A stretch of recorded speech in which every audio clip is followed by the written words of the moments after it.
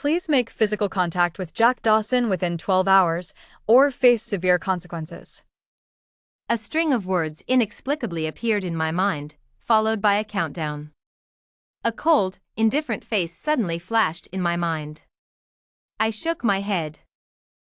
Sophia, which one do you like? In the moment of distraction, my best friend Emily Johnson had already picked out a dozen male models. I looked up to see rows of abs. Emily looked at me with a playful smile. Sophia, are you still afraid of Jack Dawson?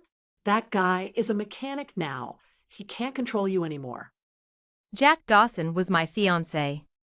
He had been the prince of the Dawson family for over 20 years, but it turned out he was an imposter. Years ago, a rival family maliciously swapped two children, and the real prince ended up as a mechanic. Now, the misplaced lives had been corrected. Jack Dawson, the fake prince, became a mechanic. Jack Dawson does have an exceptional physique and looks. What a pity. How about I have someone bring Jack Dawson here? And you... She looked at me mischievously, a sly smile on her face. I waved my hands repeatedly. Jack Dawson's icy demeanor could freeze anyone. The countdown in my mind left me completely distracted. I took a sip of my drink, deciding not to stay any longer. As soon as I got home, I felt a wave of dizziness, probably from drinking too much. Lying on the bed, the room was so quiet I could only hear the ticking of the countdown, like a relentless reminder. I turned to reach for the water on the bedside table, breaking out in a cold sweat. I didn't know how much time had passed, but I found it increasingly difficult to breathe. Countdown, 2 hours. The unusual sensations in my body made me believe that if I didn't comply, I would indeed face severe consequences in 2 hours. I had wealth, looks, and a great figure. I didn't want my life to end prematurely. I got Jack Dawson's current address from Emily and practically had the driver speed there. By the time I arrived at the old neighborhood near the repair shop, I had only 10 minutes left. The old building had no elevator. Summoning all my strength, I climbed to the 7th floor and knocked frantically on the door. You. I collapsed into the man's arms, the countdown disappearing as I went limp in his embrace. I closed my eyes, gasping for breath. The skin beneath me was hard and warm, making me uncomfortable. Propping myself up slightly, I opened my eyes. A drop of water slid down the man's sharp brow, across his chiseled jaw, and onto his collarbone, swirling before reluctantly falling away. I was momentarily mesmerized. How long do you plan to hold on? His voice was low and husky, his dark eyes looking down at her. Sophia snapped back to reality, recoiling as if she had touched a hot potato. He had a buzz cut, making his features more pronounced. His brows were slightly furrowed, and his straight, thin lips were pressed together, as if suppressing something. He wasn't wearing a shirt, his upper body fully exposed. His arms were muscular, his chest broad, his waist narrow, every line perfectly defined. The place where his V-line disappeared was only covered by a pair of work pants. She was used to seeing Jack Dawson in suits, looking every bit the refined gentleman. She never expected he had the potential to be so rugged. Emily Johnson's words, though often unreliable, were spot on about one thing: Jack Dawson's looks and physique were exceptional. Sophia swallowed involuntarily, her gaze fixed on him. Jack suddenly turned, grabbing a tank top from the bed with one hand and pulling it on. What do you want? With most of the view now covered, Sophia felt a pang of regret. She awkwardly touched her nose and stammered. I just came to see you. Even she felt guilty saying that. Who visits someone in the middle of the night? His eyes were skeptical, clearly not believing her. Although Jack and Sophia had been engaged for a while, she didn't like him at all. In fact, she was somewhat afraid of him. This isn't a place you should be. He had said the same thing when she was 18. Emily Johnson had dragged her, newly an adult, to a bar to experience the nightlife. While dancing with Emily, Jack had caught them. Without a word, he had taken her out of the bar, pinned her against the car window, his dark eyes filled with emotions she couldn't understand, and said, "Sophia Miller, this isn't a place you should be." She paused, a rebellious streak flaring up inside her. Why should she listen to him? You have 30 seconds to kiss Jack Dawson. Without thinking, Sophia turned, stood on tiptoe, and kissed him straight on the lips. They were cool and soft, with a faint minty taste. Unconsciously, she wrapped her arms around his neck, pulling him closer. His warm breath on her nose made her scalp tingle. As soon as their lips touched, her mind went blank. Unsure of what to do next, she tentatively moved. Don't!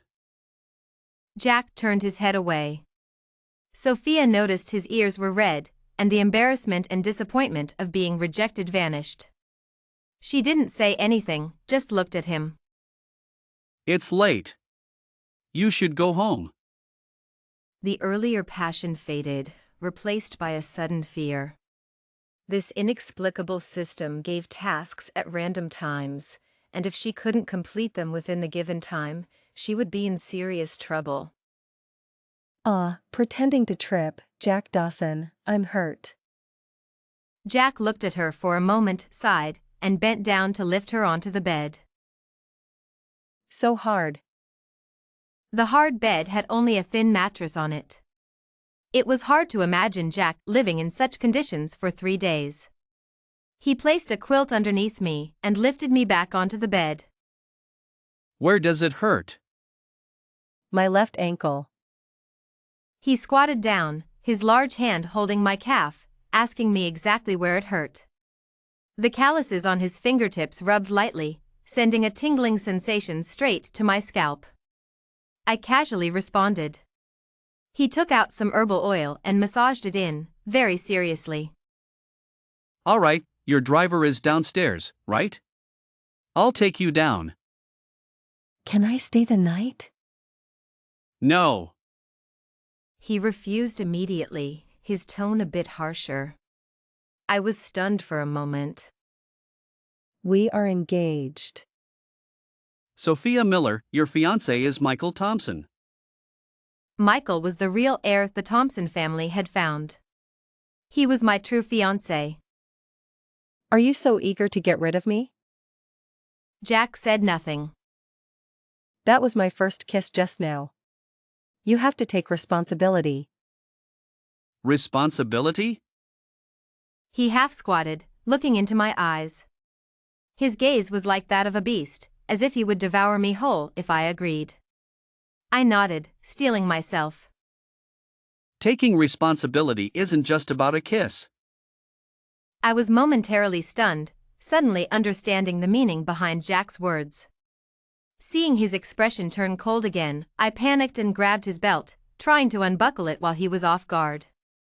The more I hurried, the more I fumbled. My hands turned red, but the belt didn't budge. Jack grabbed my restless hands, looking at me with deep eyes, his tone teasing. Not afraid of the hard bed? My face flushed instantly. I knew he was giving me a chance to back out. I shook my head. Jack's lips curved slightly, his voice soft and coaxing. Don't rush. He guided my hand to the belt buckle, pressing it lightly. With a click, the belt came undone.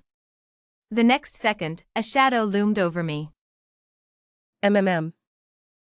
His cool lips pressed against mine, the sudden kiss like a storm. His tense muscles held me tightly, leaving no space between us. With a gentle push, I fell into the bedding. I opened my mouth slightly to breathe, only to be quickly deprived of air again. The mingling of our breaths left my mind blank. Sweetheart, this is a real kiss. Under the light, Jack's face was shadowed, creating a hazy outline. I clung tightly to his firm arm, my voice breaking as it escaped my lips. Jack, don't rush. TSK, so delicate. There was no air conditioning in the rental apartment. Last night, after Jack Dawson cleaned me up, I complained about the heat. He fanned me for a long time and kept wiping my hands and feet with cool water. I was awakened by the ringing of a phone. When I woke up, he was already gone, and I felt inexplicably angry. Jack Dawson, this is clearly a case of putting on pants and not recognizing people. The call was from Mr. Miller, asking why I wasn't home and informing me that Thompson's parents would be visiting with Michael Thompson soon. I hastily made an excuse and promised to return immediately. On the table was a set of disposable underwear, which I quickly put on. Fortunately, I had retained a shred of consciousness last night and stopped Jack Dawson from tearing my dress apart. Just as I finished putting on my dress, I turned to see Jack Dawson opening the door. Where are you going? Last night he was calling me sweetie, and today he's back to being cold. I deliberately ignored him and walked past him. He grabbed my wrist, and just as I was about to get angry, he handed me a paper bag. For the road. I looked down at the bag, feeling it was familiar. Seeing what was inside, I confirmed it was my favorite pan-fried buns. This shop was far from here, in the city center, and Jack Dawson didn't have a car. My anger dissipated, replaced by a strange sweetness mixed with a tinge of heartache. Reluctantly, I muttered, "I'm going home for something." He nodded without asking further. Back home, I dashed into the bathroom. Only then did I realize how many marks were on my body. Deep red kiss marks were blatantly visible on my neck. I mentally cursed Jack Dawson 100 times. It took several layers of concealer to barely cover them. When I went downstairs, Thompson's parents had already arrived. Michael Thompson was better than I had imagined. With tan skin, he resembled Mr. and Mrs. Thompson by about 70%, but his eyes made me uncomfortable. TSK, he was no match for Jack Dawson. Thompson's parents eagerly introduced me to Michael. I politely smiled, and they couldn't stop praising him, saying he could cook, was frugal, and was considerate and meticulous. Uncle and Aunt, have you forgotten about Jack Dawson so quickly? As soon as I spoke, their faces changed, becoming instantly unpleasant. Sophia Miller, Jack Dawson, has nothing to do with our family anymore. We've done more than enough by raising him all these years.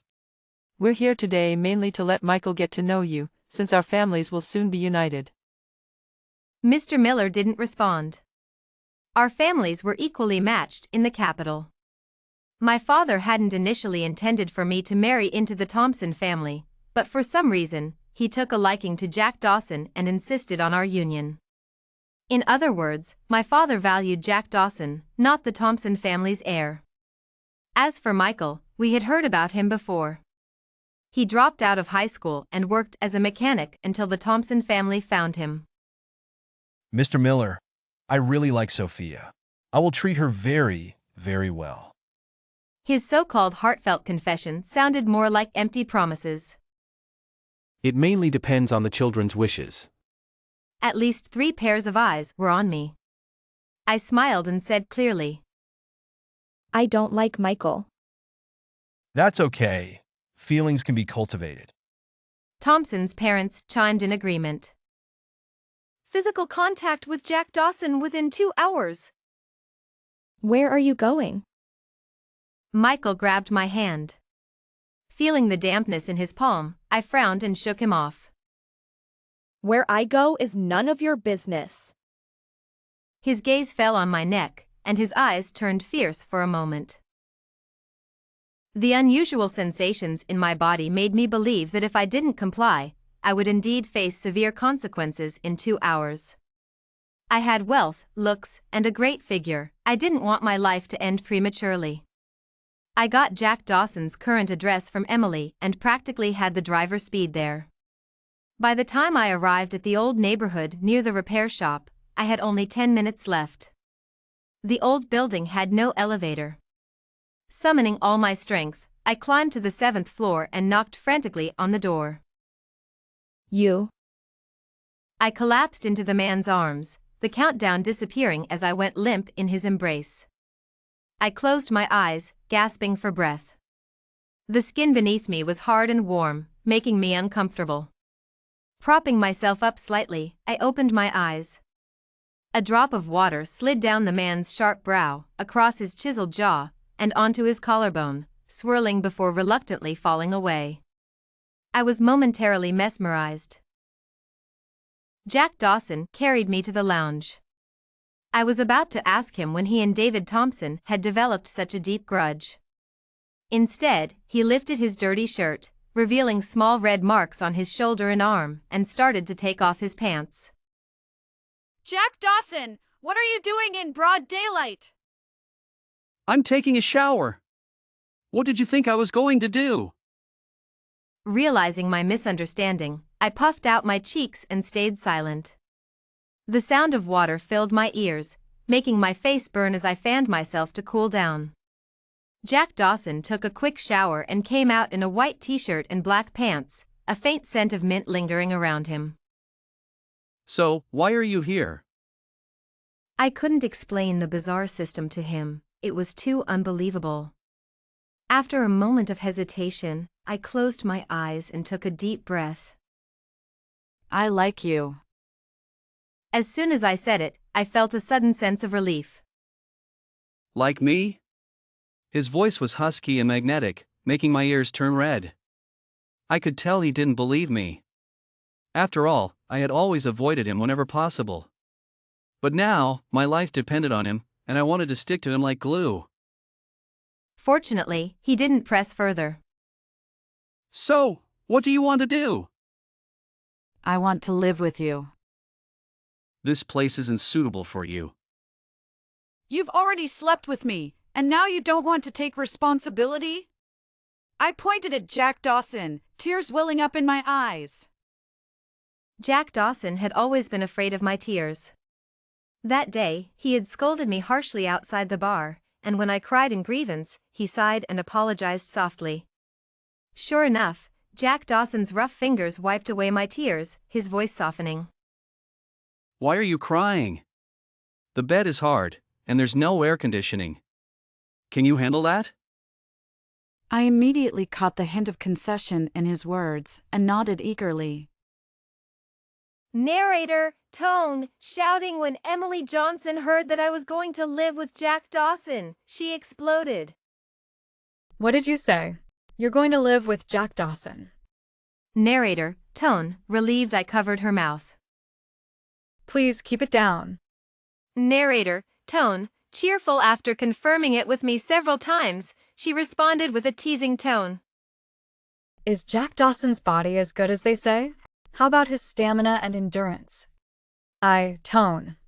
Unfriendly enough of your nonsense. And don't let my parents find out. I'm using the excuse that my mentor has a project, and it's more convenient for me to stay at school with you. Narrator, tone, serious. My parents didn't suspect a thing. I packed up as quickly as possible and saw a tall figure from a distance. As I got closer, I realized it was Jack Dawson. He carried my luggage up to the 7th floor without even breaking a sweat. Tone. Serious Jack Dawson. Thank you. Narrator, tone, sad. All his assets had been taken back, and he couldn't even afford a fan for himself in the heat. I looked around and saw the remote control by the pillow. I turned off the air conditioner. Tone. Serious, it's cool enough now. No need to keep it on. Narrator, tone, friendly. Jack Dawson's gaze paused for a moment before he looked away and said lazily. Jack Dawson, tone, cheerful. Already trying to save money for me? Don't worry, it doesn't cost much. Narrator, tone, serious. I didn't continue the conversation. That night, I started worrying about how we would sleep. There was only one bed. Although Jack Dawson and I had been close before, sharing a bed was still something I couldn't quite accept. Narrator, tone, relieved. Surprisingly, I slept well, even though I thought I would have trouble sleeping. The next morning, the air conditioner I had turned off was already on again, filling the room with a cool breeze. Narrator, tone, Friendly for the next while, I accompanied Jack Dawson to and from work. He initially didn't want me to go to the shop because it was too hot without air conditioning, and he was worried I wouldn't be able to handle it. Unable to argue with me, he installed an air conditioner in the break room and ordered me to stay there. The lounge had no view of the outside. During my lunch break, I was suddenly awakened by the noise outside. When I opened the door, I saw several cars parked haphazardly outside the small repair shop. This place was usually quite remote, with only 2 or 3 cars at most.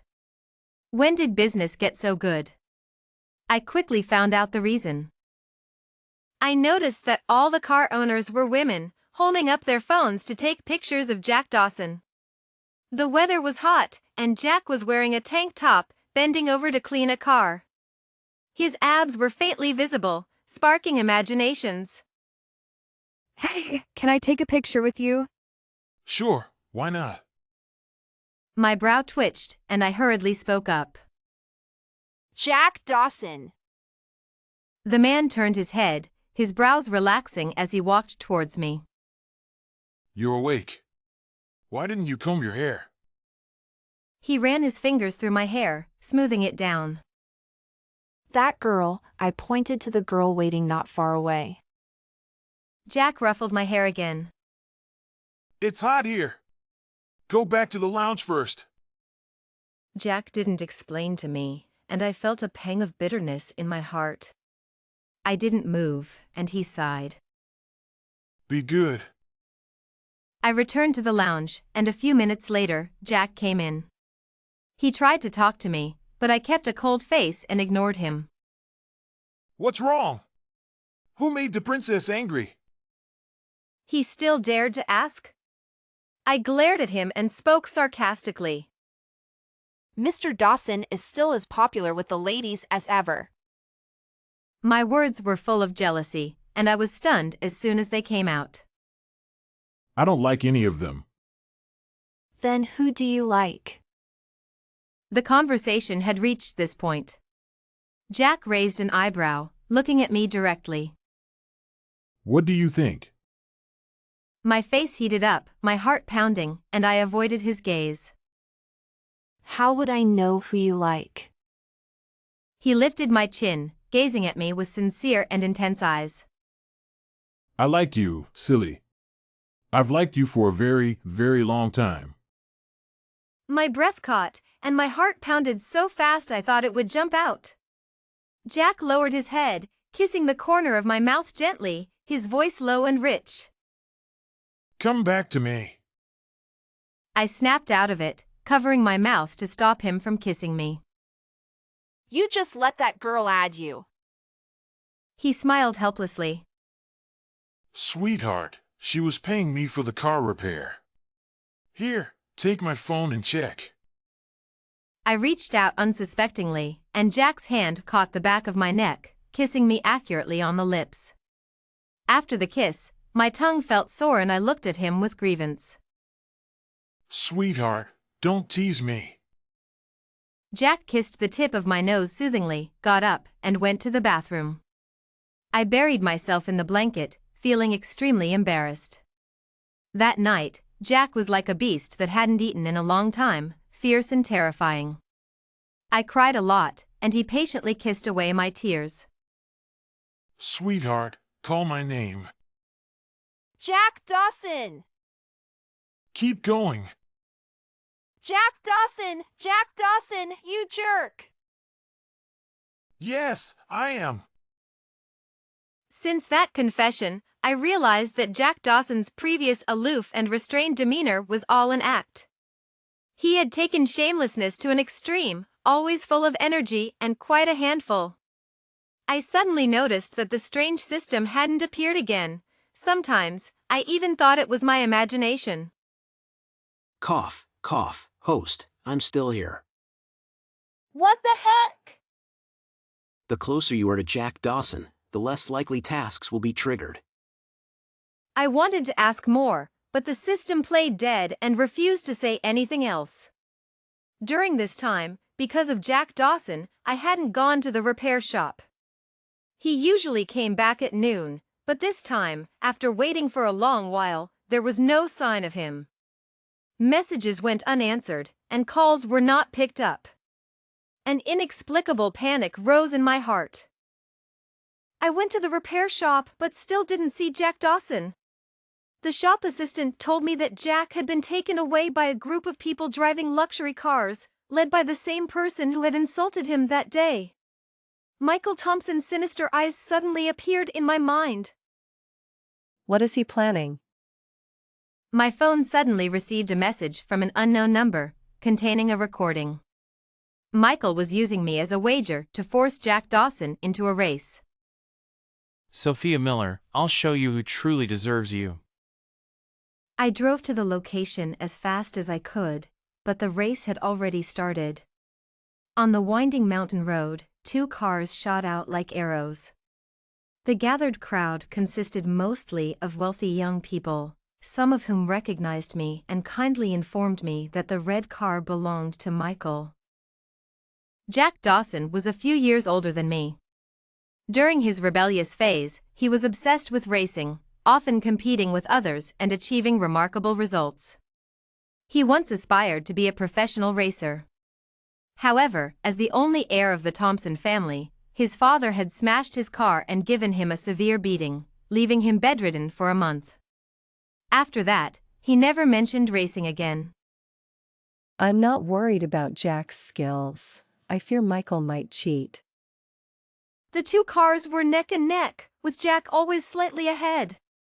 I overheard the crowd murmuring. What's going on? Michael's car is modified, yet he's still losing. If this continues, he's going to lose. Don't worry. Wait for the final turn. My heart tightened. The road was surrounded by cliffs. One wrong move could be disastrous. At the final turn, I watched intently, my fingers unconsciously digging into my palms. Michael charged recklessly, seemingly without regard for his life. My heart clenched.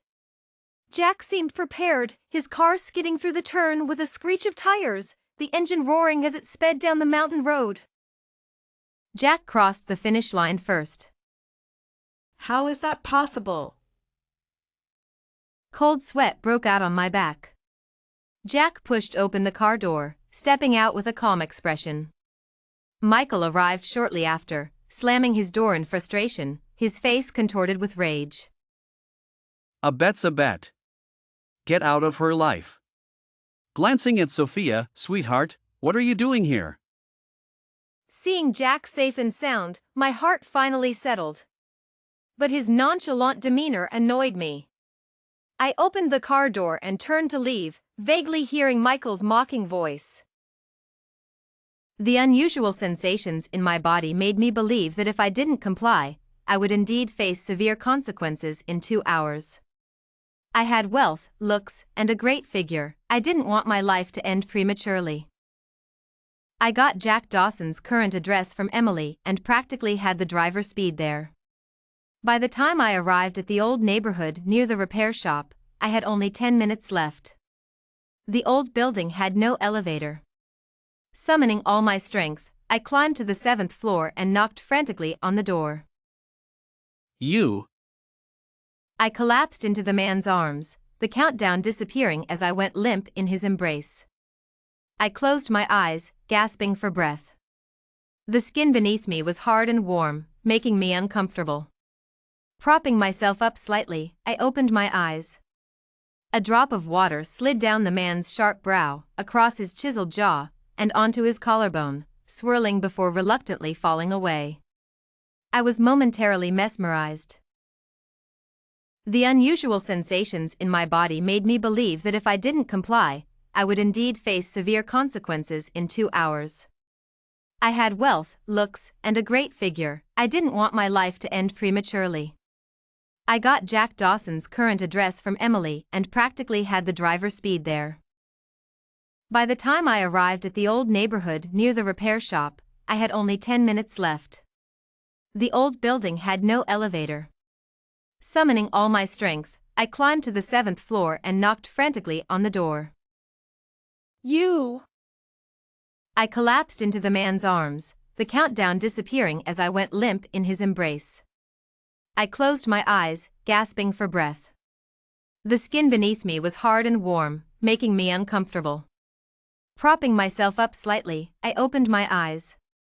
A drop of water slid down the man's sharp brow, across his chiseled jaw, and onto his collarbone, swirling before reluctantly falling away. I was momentarily mesmerized. Jack Dawson returned to the Thompson family business. He and I moved into a spacious apartment. Thompson's parents even publicly acknowledged that Jack was still their son and my fiancé. This announcement was made at a party prepared for Michael Thompson. Why? Why indeed? After Michael was found, Thompson's parents had high hopes for him, giving him a few simple projects to practice on, but he messed them all up. People gossiped behind his back, saying he wasn't as good as Jack.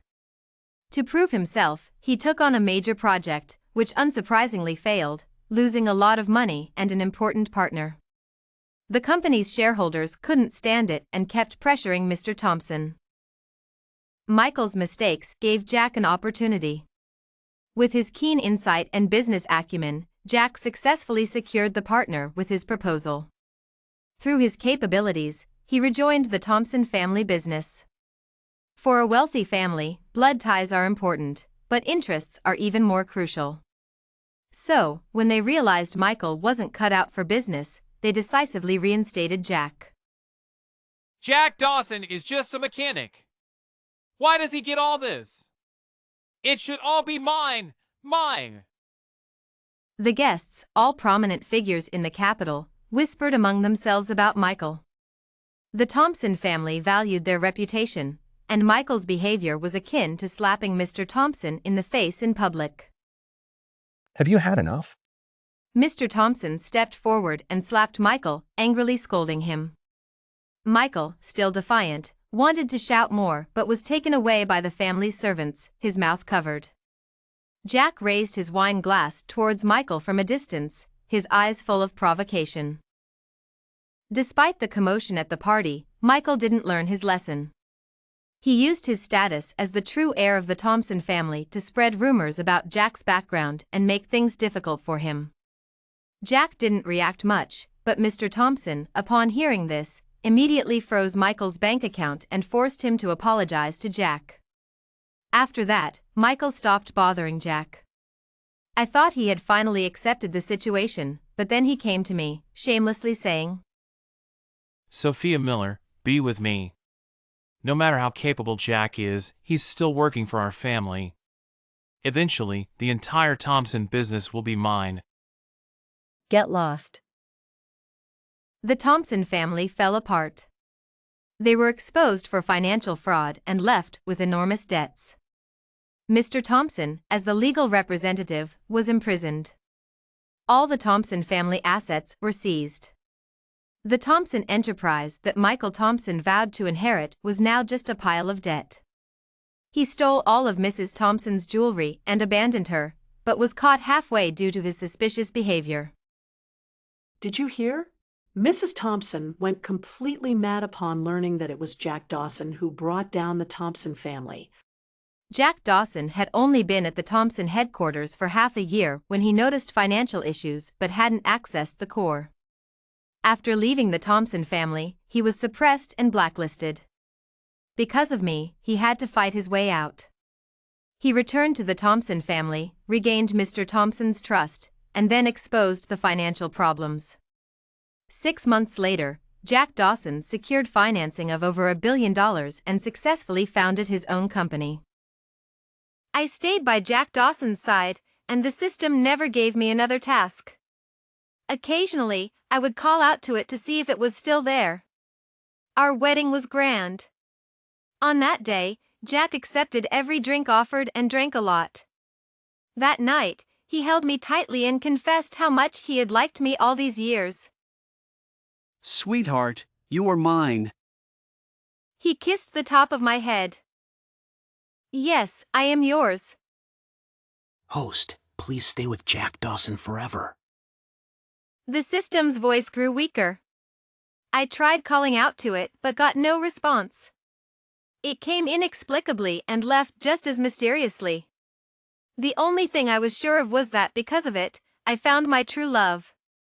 Jack Dawson had already fallen asleep. I lifted my head and kissed the corner of his mouth. Jack Dawson, we will be together forever.